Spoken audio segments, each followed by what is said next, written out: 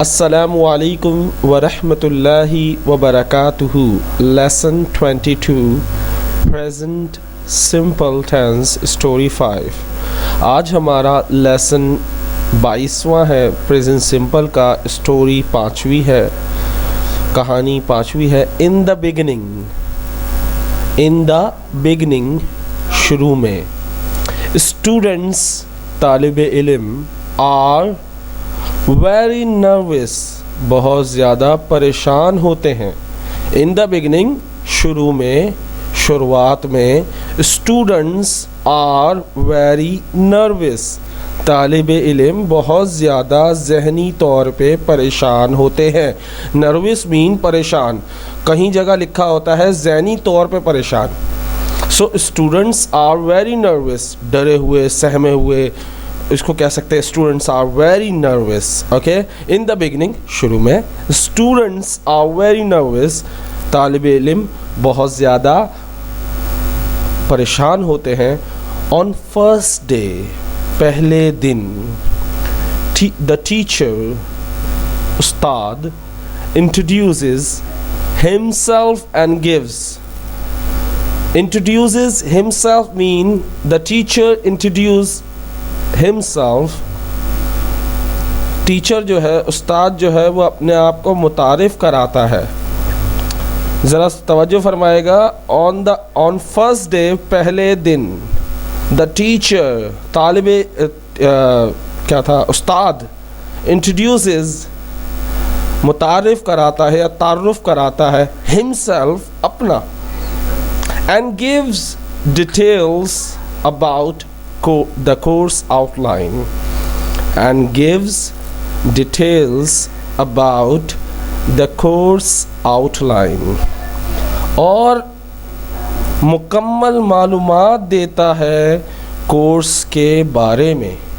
Course का खुलासा करता है कि क्या क्या मैं आपको पढ़ाऊँगा, कैसे पढ़ाऊँगा। ये सारी बातें कोर्स आउटलाइन में कही जाती हैं। अब ज़रा तवज्जो फरमाइएगा शुरू से लेकर यहाँ तक। इन द बिगिनिंग शुरू में। स्टूडेंट्स आर वेरी नर्वस तालिब इल्म बहुत ज़्यादा परेशान होते हैं। ऑन फर्स्ट डे पहले दिन। The teacher introduces himself and gives details about the course outline. पहले दिन टीचर जो होता है, उस्ताद जो होता है, वो अपने आप को मुतारिफ़ कराता है और कोर्स के बारे में तमाम मालूमात फराम करता है। दैन फिर। He starts teaching properly from the second day. ज़रा तवज्जो फरमाएगा। ही वो स्टार्ट्स शुरू करता है, टीचिंग पढ़ाना, प्रॉपरली सही तरीके से, फ्रॉम द सेकेंड डे दूसरे दिन से। फ्रॉम से द सेकेंड डे दूसरे दिन से। देन फिर। He starts teaching properly from the second day. फिर वो दूसरे दिन से सही तरीके से पढ़ाना शुरू करता है, यानी सही से पढ़ाना शुरू करता है। इट मीन्स ये नहीं है कि वो पहले गलत पढ़ा रहा होता है। इट मीन्स कि वो पहले दिन सिर्फ अपने आप को और टीचर के स्टूडेंट्स और टीचर अपने बारे में बताते रहते हैं, तो दूसरे दिन बेसिकली हमारी जो टीचर्स का जो तरीक़ेकार होता है वो दूसरे दिन से पढ़ाना होता है, और मेरा पहले दिन से ही होता है।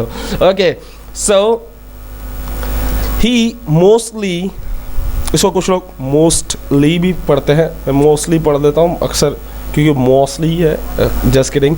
ही मोस्टली यूजेस उर्दू, वो ज़्यादातर, मोस्टली मीन ज़्यादातर, यूजेस इस्तेमाल करता है, उर्दू।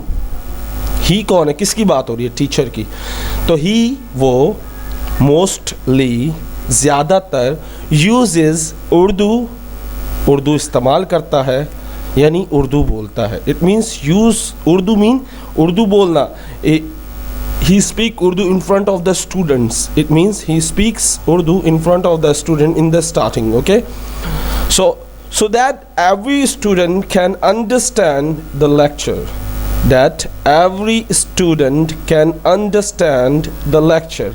कि हर स्टूडेंट, एवरी स्टूडेंट, हर तालिब इल्म कैन अंडरस्टैंड, समझ सके या समझ सके द लेक्चर, उस लेक्चर को जो बयान किया जा रहा है। जैसे मैं आपको बता रहा हूँ, if I use Urdu just for the explanation to make you understand, आपको समझाने के लिए, आपको मुतमईन करने के लिए आपको उर्दू बोल रहा हूँ, क्योंकि आपको उर्दू आती है, इंग्लिश नहीं आती। तो उर्दू में इसलिए ज़्यादा फेवर की जाती है, उर्दू बोली जाती है पढ़ाते वक्त, कि इंसान को पता चले उन स्टूडेंट्स का जिनका बैकग्राउंड ही नहीं होता उर्दू, जिनका इंग्लिश, जिनको पता ही नहीं होता इंग्लिश क्या है, तो वो छोटी छोटी जगह पे अटकते हैं, तो वो ना अटकें, उनको समझ में प्रॉपरली आए, इसलिए उर्दू बोली जाती है। ही मोस्टली यूजेस उर्दू, वो ज़्यादातर उर्दू इस्तेमाल करता है, सो दैट के एवरी स्टूडेंट, हर तालिब इल्म कैन अंडरस्टैंड, समझ सके द लेक्चर को। आफ्टर द लेक्चर के बाद ही gives them examples to translate. After the lecture के बाद, क्लास के बाद, सर के समझाने के बाद, तीनों उर्दू है इसकी। ही गिव्स देम, वो देता है उन्हें। ही कौन? टीचर। गिव्स, देना। देम, उन्हें, क्योंकि एक स्टूडेंट नहीं होता, क्लास में बहुत सारे होते हैं। सो ही गिव्स देम एग्जाम्पल्स, मिसालें देता है। ही गिव्स देम एग्जाम्पल्स, मिसालें देता है, टू ट्रांसलेट, कि ट्रांसलेट करें। यानी उर्दू दे रहा है, इसको इंग्लिश में बनाए, इंग्लिश दे रहा है, इसको उर्दू में बताए, या एक टेंस बोल रहा है उसको दूसरे टेंस में इस्तेमाल करें। तो ये सारी क्या है? He gives them examples to translate, वो मिसालें देता है ट्रांसलेट करने की। Some translate without mistakes and some make mistakes. ये पूरा एक जुमला है। सम ट्रांसलेट विदाउट मिस्टेक्स, कुछ जो ट्रांसलेशन होती है, जो उर्दू से इंग्लिश या इंग्लिश से उर्दू की जाती है, विदाउट मिस्टेक्स, बग़ैर गलती के होती है। एंड सम मेक मिस्टेक्स, और कुछ में गलतियाँ होती हैं। आफ्टर फ्यू डेज, कुछ दिनों बाद, he starts calling students at the rostrum and podium and to give presentation। ज़रा तवज्जो फरमाइएगा, इन लफ्ज़ों की वजह से मैं घबराता हूँ अक्सर पढ़ाने से, but I will try my best. Okay, he starts, वो शुरू करता है। कौन? मैं नहीं, उस्ताद जो कहानी में है। ही स्टार्ट्स कॉलिंग, बुलाना। कॉल का मतलब फ़ोन करना, कॉल का मतलब बुलाना भी होता है। तो कॉलिंग, ही स्टार्ट्स कॉलिंग, बुलाना शुरू करता है स्टूडेंट्स, तालिब इल्मों को, एट द रोस्टम पोडियम। इन दोनों का मतलब होता है स्टेज पर। He call student on the stage, जहाँ टीचर खड़े होकर बोर्ड पर लिखता है, उसको कहा जाता है रोस्टम पोडियम। ओके, ऐसी जगह जहाँ से पूरी क्लास नज़र आ रही हो, जहाँ से पूरी क्लास को पढ़ाया जा रहा हो, वहाँ पे स्टूडेंट्स को बुलाया जाता है, बुलाना शुरू करते हैं। किस लिए? टू गिव प्रेजेंटेशन, कि वो उन्होंने क्या सीखा है वो ज़रा बताएं, वो ज़रा बोल के दिखाएं उन्होंने क्या सीखा है। अगर आप बोल नहीं सकते तो आप कैसे बोलेंगे कि आपको इंग्लिश आ गई? जब तक बोलेंगे नहीं, जब तक कैसे आएगी? इनिशियली, शुरू में, शुरुआत में। दे आर अफ्रेड, स्केयर्ड, या तो अफ्रेड इस्तेमाल करें या स्केयर्ड इस्तेमाल करें। इनिशियली, शुरू में, दे आर अफ्रेड या दे आर स्केयर्ड, वो डरे होते हैं, खौफजदा होते हैं। बट ग्रेजुअली, इसका मतलब बड़ा मुझे आज ही पता चला इसका मतलब। सीरियसली मैं ऐसी इसका मतलब मैं इसको समझता था ये लफ्ज़ बस आम तौर ऐसा कोई मतलब होगा इसका, बट इसका मतलब होता है आहिस्ता आहिस्ता। ग्रेजुअली मीन आहिस्ता आहिस्ता, आराम आराम से, slow. Okay, so but gradually, Aahista Aahista, they give better presentations, Aahista Aahista वो बेहतर से बेहतर प्रेजेंटेशन देने लगते हैं, यानी बेहतर से बेहतर इंग्लिश को बोलने लगते हैं, बेहतर से बेहतर प्रोनाउंसिएशन करने लगते हैं, बेहतर से बेहतर स्ट्रक्चर इस्तेमाल करने लगते हैं, बेहतर से बेहतर कॉन्फिडेंस बिल्डअप कर लेते हैं अपने अंदर बोलने का, बेशक गलत बोल रहे हो। Gradually they give better presentation. After almost 2 weeks, तकरीबन 2 हफ्तों के बाद या 2 हफ्तों के बाद, तकरीबन 2 हफ्ते के बाद या 2 हफ्तों के बाद, the teacher divides the class into 2 groups. ज़रा तवज्जो फरमाएगा। Gradually they give better presentation, वो आहिस्ता आहिस्ता अच्छी प्रेजेंटेशन देने लगते हैं। After 2 weeks, after almost 2 week, तकरीबन 2 हफ्ते के बाद, द टीचर उस्ताद जो है डिवाइड्स बांटता है द क्लास को इनटू 2 ग्रुप्स, 2 ग्रुप में बांट देता है। The teacher divides the class into 2 groups. जो टीचर है वो क्लास को 2 ग्रुप में डिवाइड करता है। Group A takes spoken class before the grammar and group B after the grammar. देखिए ज़रा तवज्जो फरमाएगा। 2 हिस्सों में बांट रहा है। किस लिए बांट रहा है? कि स्पोकन क्लास ली जा सके, यानी जो पढ़ा जा रहा है उसकी प्रैक्टिस की जा सके। अगर उसकी प्रैक्टिस नहीं की जाएगी तो भूल जाएंगे, नहीं कर सकते फिर। So group A takes spoken class, group A जो है वो बोलने वाली क्लास लेता है। ए जो है बिफोर द ग्रामर क्लास से पहले स्पोकन क्लास होती है ग्रुप ए की, और ग्रुप बी की ग्रामर क्लास के बाद स्पोकन क्लास होती है। इधर देखिए ये नहीं लिखा हुआ and group B after the grammar. इसका मतलब क्या है? ग्रुप बी है जो ग्रामर के बाद है। अब सेंस क्या है? सेंटेंस कहाँ से शुरू हो रहा है? ग्रुप ए से। तो पूरे बार बार लिखने की ज़रूरत नहीं है कि स्पोकन क्लास होगी ग्रामर के बाद। You can write this group B takes spoken class after the grammar. You can say like this. But हमने एक ही जुमले में पूरे जुमले को मुब्तला कर दिया, यानी एक ही जुमले में दोनों जुमलों की बात कर दी। कैसे? Group A takes spoken class, group A जो है वो स्पोकन क्लास लेता है बिफोर द ग्रामर क्लास से पहले, एंड ग्रुप बी, और ग्रुप बी जो है वो ग्रामर क्लास के बाद, after the grammar. Some students are very passionate. Some students are very passionate to learn.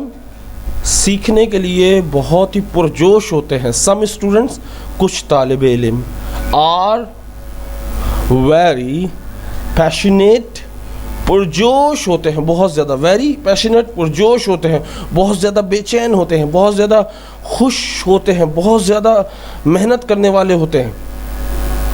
To learn, सीखने के लिए। Some students are very passionate to learn.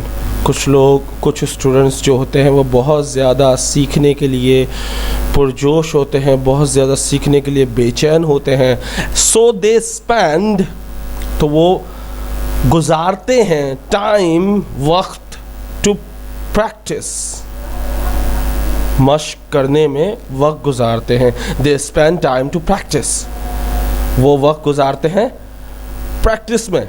They spend time to practise even after both classes. यहाँ तक के वो जो 2 क्लासें, एक ग्रामर की एक स्पोकन की, उसके बाद भी प्रैक्टिस करते हैं। वो ये नहीं सोचता कि सिर्फ स्पोकन क्लास में जो प्रैक्टिस कर ली वही काफ़ी है। वो कहते हैं हमने तो सीखनी है इंग्लिश, हमने पैसा दिया तो हम वसूल करेंगे, हमने सीखनी है इंग्लिश। तो वो क्या करते हैं? ग्रामर क्लास लेते हैं, स्पोकन क्लास लेते हैं। उसके बाद स्टूडेंट्स में आपस में गैदरिंग बना के बैठते हैं। लड़कियों की बातें नहीं करते, लड़कों की बातें नहीं करते। ये नहीं बोलते कि उसका नंबर चाहिए, इसका नंबर चाहिए, या उस लड़की से बात करनी है, इस लड़की से बात करनी है, या उसका नंबर आ जाए। वो उनको इससे ताल्लुक ही नहीं होता। वो क्या करते हैं? सिर्फ और सिर्फ अपना फोकस किस पे करते हैं कि इंग्लिश बोलनी है। टॉपिक्स पे डिस्कस किया जाता है, ग्रामर में जो सीखा जाए उसकी प्रैक्टिस की जाती है। इतनी प्रैक्टिस हर विकेबलरीज को इस्तेमाल किया जाता है उन सेंटेंसेस में, तो इससे क्या होता है वो बहुत ज़्यादा परफेक्ट हो जाते हैं, इतने परफेक्ट हो जाते हैं कि उनको हिचकिचाहट उनकी ख़त्म हो जाती है और वो बोलने लगते हैं। सो क्या है, they spend time to practise, वो वक्त गुजारते हैं प्रैक्टिस करने में, इवन आफ्टर बोथ क्लासेस, दोनों क्लासेस के बाद भी।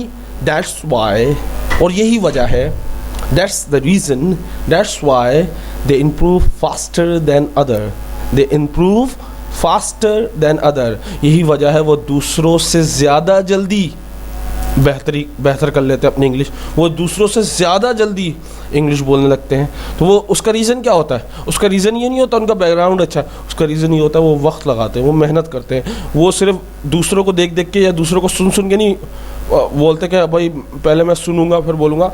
गलत हो सही हो कोशिश करते हैं, लेकिन हमारे यहाँ क्या है, हमारे यहाँ सिर्फ ये होता है कि भाई कोशिश नहीं करनी, दूसरों को देखना, दूसरों को कोशिश करते हुए देखेंगे, खुद कोशिश नहीं करेंगे। So you have to try to speak in English, you have to try to speak in English, don't be afraid, don't be hesitate to speak in English, just speak in front of everyone, speak in front of mirror, शीशे के सामने बोलो, किसी के सामने बोलो, but speak in English.